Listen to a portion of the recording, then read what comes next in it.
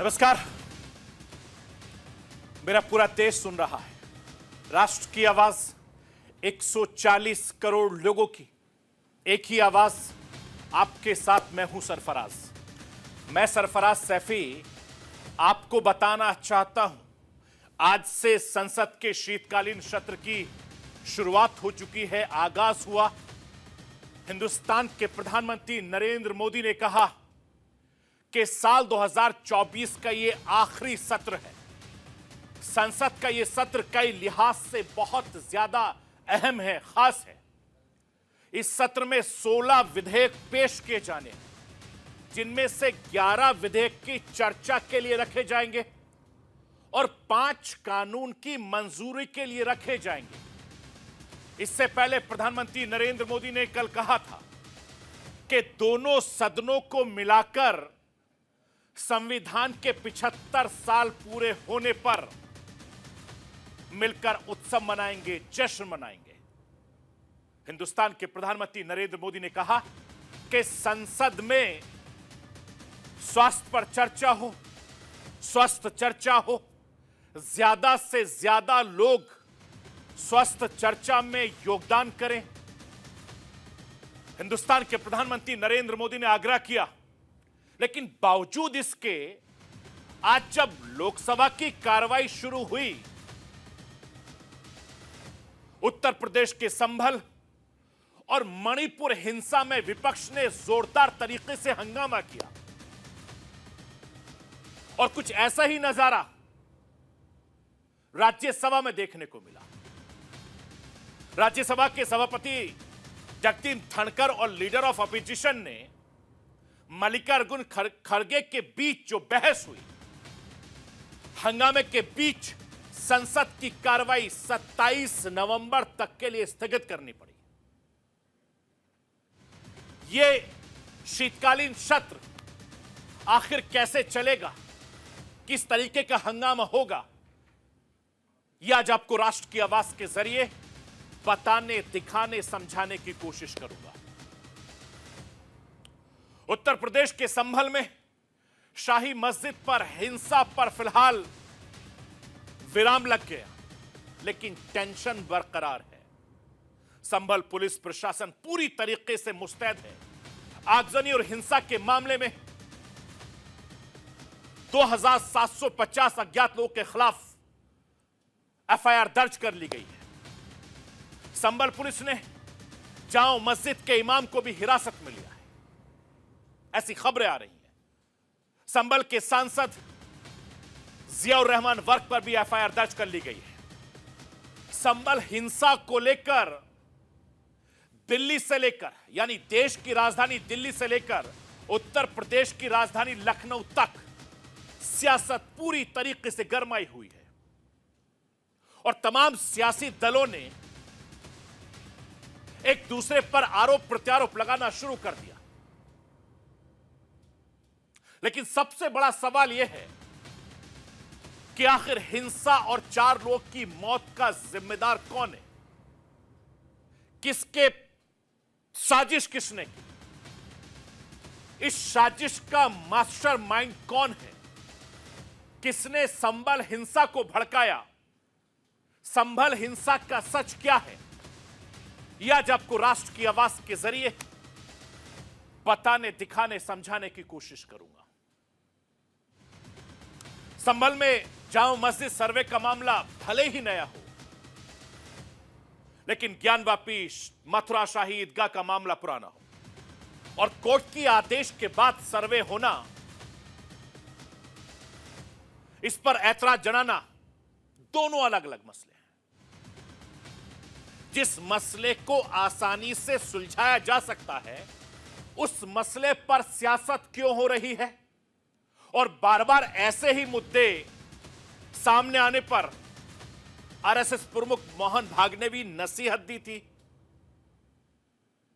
आपको याद होगा, मोहन भागवत साहब ने कहा था कि हर मंदिर के नीचे शिवलिंग खोजना ठीक नहीं है।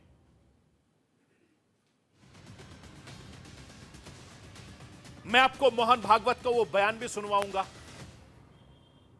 और इस बयान की अहमियत क्या है आज के वक्त में मैं राष्ट्र की आवाज के सामने आपके सामने रखूंगा। मैं हिंदुस्तान के कोने कोने की आवाज को दिल्ली तक पहुंचाता हूं। दिल्ली की आवाज को देश दुनिया के कोने कोने तक पहुंचाता हूं। नेताओं की आवाज को मैं आम लोगों तक पहुंचाता हूं। आम लोगों की आवाज को मैं अपने देश के हुक्मरानों तक पहुंचाता हूं। आपकी आवाज से मिलती है मेरी आवाज और बन जाती है राष्ट्र की आवाज।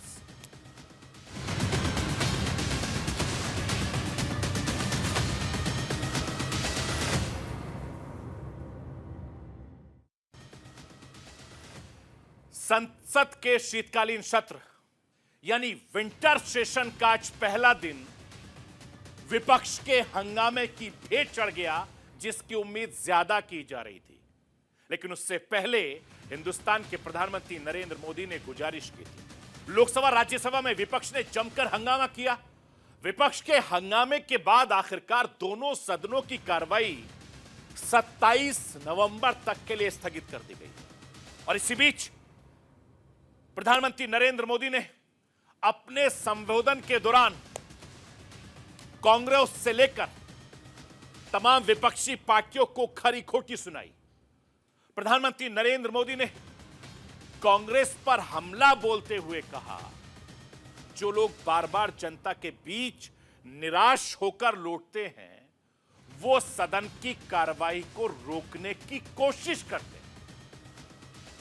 और लोकसभा की कार्रवाई पहले दिन हंगामेदार रही। जैसे ही सदन शुरू हुआ विपक्षी सांसदों ने जमकर हंगामा शुरू कर दिया। मैं राष्ट्र की आवाज के जरिए विपक्ष के ऐसे कौन से मुद्दे हैं जिस पर विपक्ष सदन में चर्चा की मांग कर रहा है और पूरे सेशन में इन मुद्दों पर हंगामे के आसार आखिर क्यों बने हुए हैं, वो आपको बताना समझाना चाहता हूं। लाइए स्क्रीन पर। कांग्रेस से लेकर तमाम राजनीतिक दल या यूं कहें विपक्षी दल मणिपुर हिंसा, संबल हिंसा, दिल्ली एनसीआर में पॉल्यूशन, वक्फ वोट पर बिल, अडानी जैसे मुद्दों पर विपक्ष चर्चा करने की लगातार मांग कर रहा है। शीतकालीन में वक्फ बिल में संशोधन को लेकर मणिपुर हिंसा को देखते हुए काफी ज्यादा हंगामे के आसार लग रहे थे। और ये तस्वीरें लगातार मैं आपको दिखा रहा हूं। पूरा शीतकालीन सत्र इसी के इर्द गिर्द घूमता आपको नजर आएगा। मैं आपको यह बताना चाहता हूं कि विपक्ष के उठाए गए मुद्दों पर संसदीय कार्य मंत्री किरण रिजिजू ने सर्वदलीय बैठक के बाद कहा कि दोनों सदनों की बिजनेस एडवाइजरी कमेटी शीतकालीन सत्र में लोकसभा अध्यक्ष और राज्यसभा के अध्यक्ष की सहमति के चर्चा के लिए मुद्दों पर फैसला लेगी। संसद सत्र में अडानी मुद्दे की गूंज खूब सुनाई देने वाली है। झारखंड महाराष्ट्र चुनाव के में भी राहुल गांधी ने अडानी समूह को, अडानी ग्रुप को सभी ठेके देने के मुद्दे पर जोर शोर से उठाया था। और इसी बीच अमेरिका में अडानी ग्रुप पर केस दर्ज होने के बाद विपक्ष इससे बड़ा मुद्दा बनाना चाहता है। विपक्ष सदन के अंदर हिंदुस्तान के प्रधानमंत्री नरेंद्र मोदी ने संसद शुरू होने से पहले विपक्षी पार्टियों के सांसद को नसीहत देते हुए कहा था कि कुछ मुट्ठी भर शोर शराबा करने वाले सांसद सदन की प्रक्रिया को नुकसान पहुंचा रहे हैं। मैं हिंदुस्तान के प्रधानमंत्री नरेंद्र मोदी को सुनवाना चाहता हूं। सुनिए, हिंदुस्तान के प्रधानमंत्री नरेंद्र मोदी सांसदों को किस तरीके से नसीहत दे रहे हैं। पार्लियामेंट में स्वस्थ चर्चा हो, ज्यादा से ज्यादा लोग चर्चा में अपना योगदान दें। दुर्भाग्य से कुछ लोगों ने अपने राजनीतिक स्वार्थ के लिए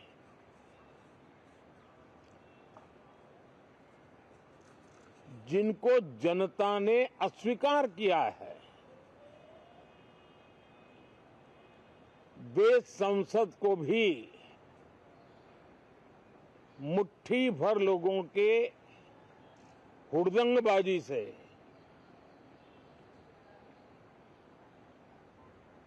कंट्रोल करने का लगातार प्रयास कर रहे हैं। लोकतांत्रिक परंपरा में हर पीढ़ी का काम है आने वाली पीढ़ियों को तैयार करे, लेकिन 80-80, 90-90 बार जनता ने जिनको लगातार नकार दिया है, वे न संसद में चर्चा होने देते हैं, न लोकतंत्र की भावना का सम्मान करते हैं, न ही वह लोगों की आकांक्षाओं का कोई महत्व समझते हैं, उनका उसके प्रति कोई दायित्व है वो कोई समझ पाते हैं। और उसका परिणाम है वो जनता की उम्मीदों पर कभी भी खरे नहीं उतरते हैं और परिणाम स्वरूप जनता को बार बार उनको रिजेक्ट करना पड़ रहा है। मैं आपको यह भी बताना चाहता हूं कि संसद में मुट्ठी भर सांसद जनता ने ऐसे लोगों को 80 बार नकारा है। प्रधानमंत्री नरेंद्र मोदी ने कहा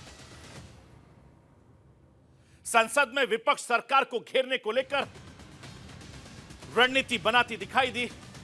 शीतकालीन सत्र शुरू होने के साथ इंडी गठबंधन के नेता मल्लिकार्जुन खड़गे की अगुवाई में बैठक की और बैठक में गठबंधन के लगभग सभी दलों के नेताओं ने हिस्सा लिया। संसद के दोनों सदनों में गठबंधन की रणनीति को लेकर खूब चर्चा। बैठक में कांग्रेस अडानी समूह के लेन देन की जेपीसी से जांच कराने की अपनी मांग भी दोहराई।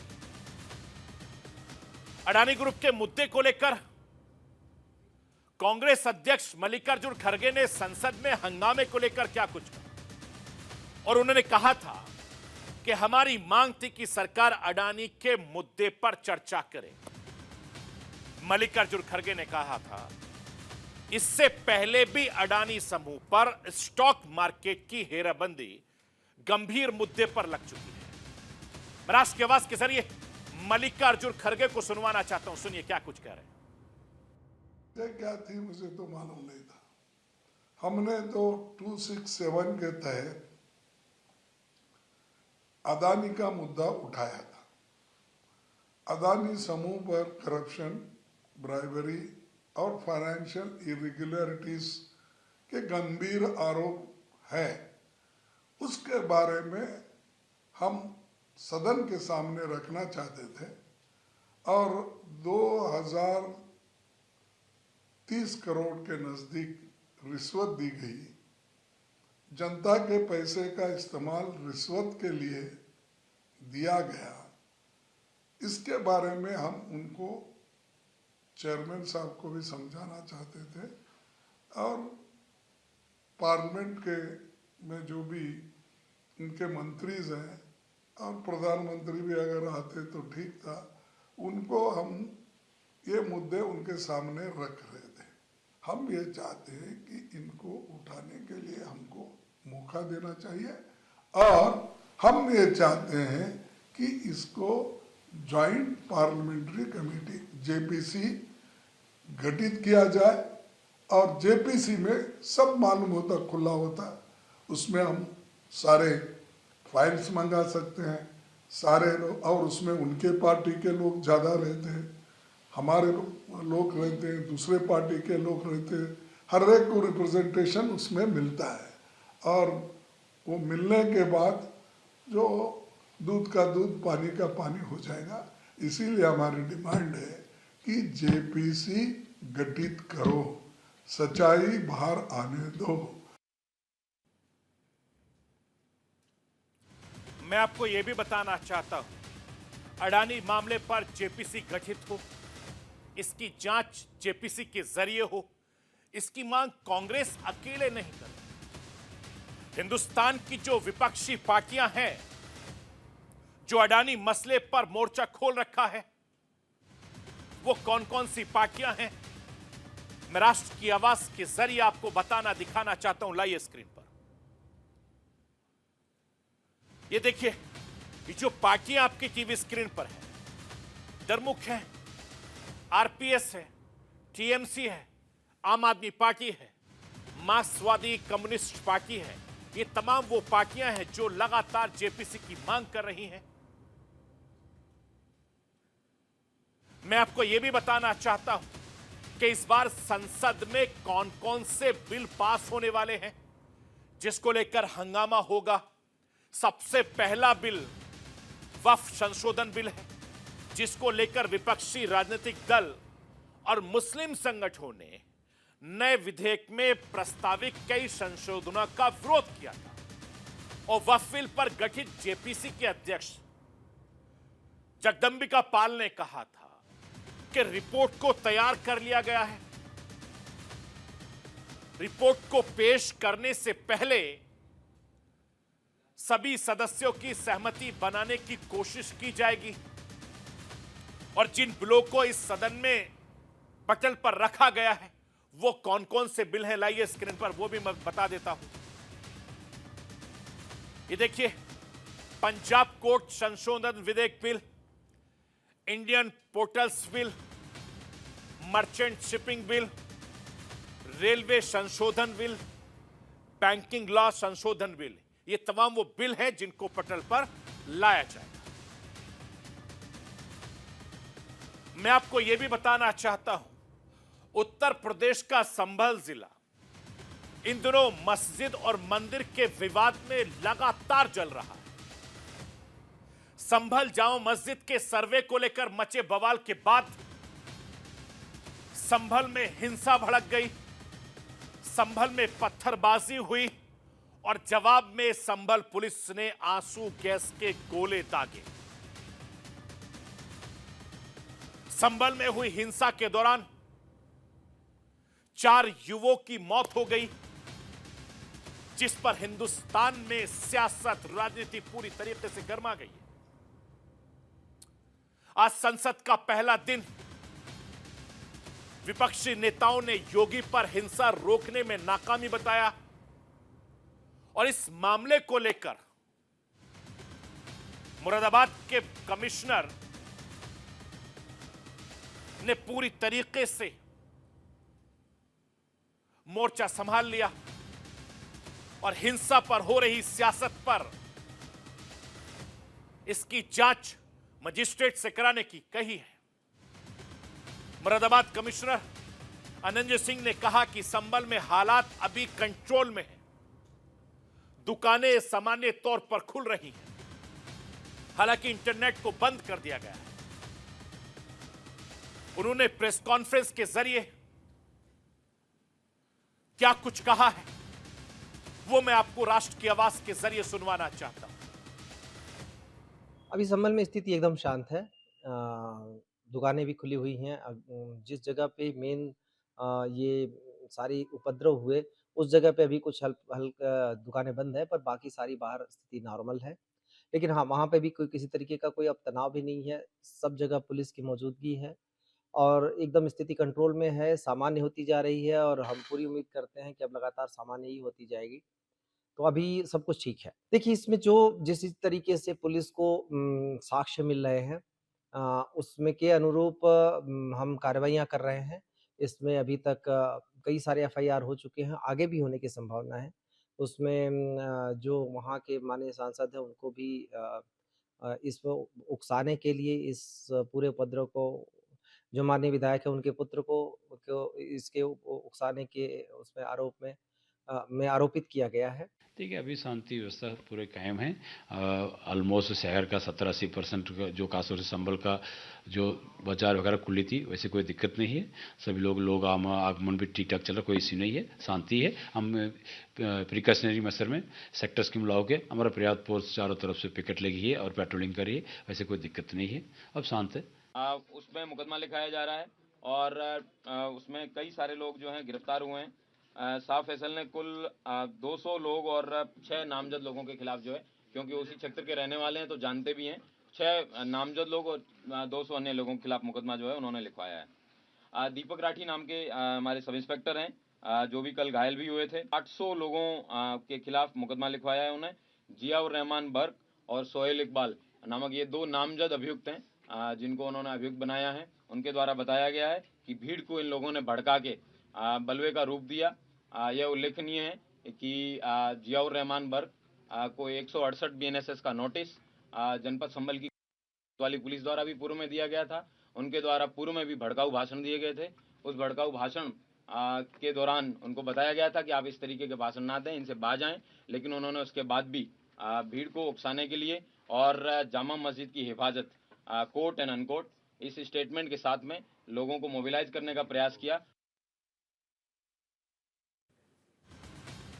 मैं आपको यह भी बताना चाहता हूं, संभल हिंसा को लेकर लगातार सियासत हो रही है।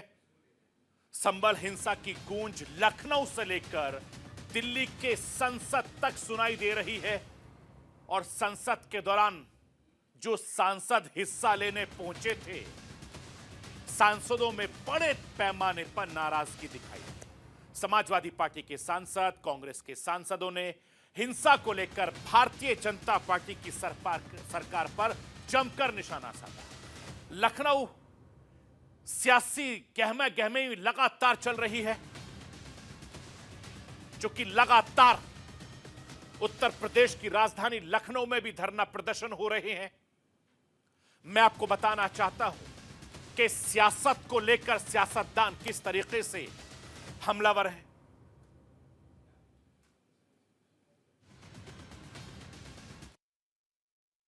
सर्वे चल रहा था, जो भी घटना हुई है वो दुखद है और पूरी घटना की जांच होगी और निष्पक्ष कार्रवाई होगी। जानबूझकर इस तरह की चीजें हो रही हैं।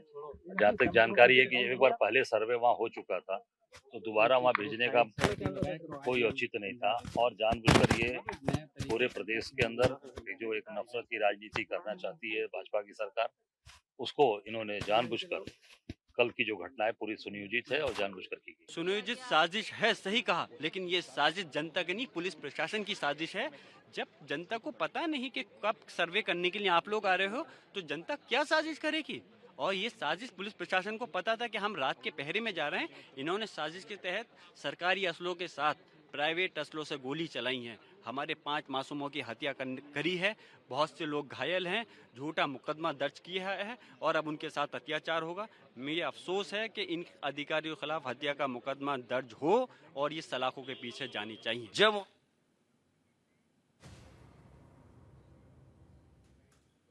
मैं राष्ट्र की आवाज के जरिए संभल हिंसा को लेकर कुछ चुभते हुए सवाल पूछना चाहता हूं। हिंदुस्तान के अंदर यानी आपके और मेरे मुल्क में ये बार बार मस्जिद मंदिर के नाम पर क्यों दंगे फैलाए जा रहे हैं, क्यों हिंसा हो रही है? हिंदुस्तान की फिजाओं में वो कौन से लोग हैं जो जहर घोलने का काम आपके और हमारे राष्ट्र में कर रहे हैं, आपके और हमारे मुल्क में कर रहे हैं? हिंदुस्तान के अमनो चैन की फिक्र नहीं हो रही है। वो कौन से लोग हैं, उनको पहचानना होगा। मैं आपको यह भी बताना चाहता हूं कि हिंदुस्तान के प्रधानमंत्री नरेंद्र मोदी ने लाल किले की प्राचीर से विकसित भारत की बात कर दी, हिंदुस्तान को नई ऊर्जा से भरने की बात कर दी। हिंदुस्तान के प्रधानमंत्री नरेंद्र मोदी भारत को 5 ट्रिलियन इकोनॉमी वाली जीडीपी बनाने की बात करते हैं तो उसमें हिंदुस्तान की प्रगति की बात होती है, देश की कामयाबी की बात होती है। हिंदुस्तान के सबसे बड़े सूबे में, उत्तर प्रदेश के संभल में जो कुछ हुआ, क्या वो ठीक कहा जा सकता है? जिस तरीके से पुलिस प्रशासन ने इस मामले को हैंडल किया, इसे सियासी गलियारों में ठीक तरीके से नहीं माना जा रहा है। पुलिस का काम है भटके हुए लोगों को रास्ते पर लाना, ना कि उन पर आंसू गैस के गोले दागना, उनको दौड़ाना, जिस तरीके से वहां के लोग आरोप लगा रहे हैं। मैं राष्ट्र की आवाज के जरिए आरएसएस चीफ मोहन भागवत के एक बयान को भी सुनवाना चाहता हूं जो 2022 में उन्होंने दिया था। भागवत साहब ने कहा था कि हर मस्जिद के नीचे शिवलिंग खोजना ठीक नहीं है। मैं आपको सुनवाना चाहता हूं, सुनिए भागवत साहब ने क्या कुछ कहा। उसको हम बदल नहीं सकते, वो इतिहास हमने नहीं बनाया, न आज के अपने आप को हिंदू कहलाने वालों ने बनाया, न आज के मुसलमानों ने बनाया। उस समय घटा, इस्लाम बाहर से आया, आक्रमकों के हाथ आया। उस आक्रमण में भारत की स्वतंत्रता चाहने वाले व्यक्तियों का मनोधैर्य खच्चे करने के लिए देवस्थान तोड़े गए, हजारों है। हिंदू समाज का विशेष ध्यान जिन पर है, विशेष श्रद्धा जिनके बारे में ऐसे कुछ है, उसके बारे में मामले उठते हैं। अब इसका विचार क्या करना, ये मुसलमानों के विरुद्ध नहीं सोचता है हिंदू। आज के मुसलमानों के उस समय पूर्वज भी हिंदू थे। उन सबको स्वतंत्रता से चिरकाल तक वंचित रखने के लिए, उनका मनोधैर्य दबाने के लिए किया गया। इसलिए हिंदू को लगता है कि इसका पुनरुद्धार होना चाहिए। इसमें कोर्ट में जाते हैं तो फिर कोर्ट जो निर्णय देगा उसको मानना चाहिए। मैं आपको यह भी बताना चाहता हूं कि मैं हिंदुस्तान को, अपने मुल्क को, अपने राष्ट्र को, अपने देश को अगर आगे बढ़ाना है तो नफरती बयानबाजियों से दूर रहना पड़ेगा। मासूम बच्चों के हाथ में पत्थर भी नहीं देने होंगे, उनके हाथों में कलम और किताबें देनी होंगी। तभी हम इस राष्ट्र को विकसित भारत बना सकते हैं, तभी हम इस देश को तरक्की पर ले जा सकते हैं। और मैं जाते जाते आपसे अपील करना चाहूंगा कि अपने बच्चों को, खास तौर से नौजवानों को संभाल कर रखिए। किसी के भड़काऊ बयानबाजी पर उनको दूर रखिए। ये सोशल मीडिया का जमाना है, उन पर भी लगाम लगाकर रखिए, क्योंकि आपके बच्चे जब पढ़ेंगे लिखेंगे तो इस देश के, इस राष्ट्र के लिए, कामयाबी के लिए मिसाल बनेंगे। क्योंकि जब तक पढ़ेंगे तभी आगे बढ़ेंगे, और जब आगे बढ़ेंगे तो हमारा राष्ट्र, हमारा मुल्क, हमारा देश सबसे आगे होगा। जो हिंदुस्तान के प्रधानमंत्री नरेंद्र मोदी कहते हैं कि हमें विकसित भारत बनाना है, तो हम सबको एक साथ चलना होगा, तभी यह हिंदुस्तान विकसित भारत बन सकता है। तो ये थी राष्ट्र की आवाज। बाकी खबरों के लिए आप बने रहिए न्यूज़ इंडिया के साथ।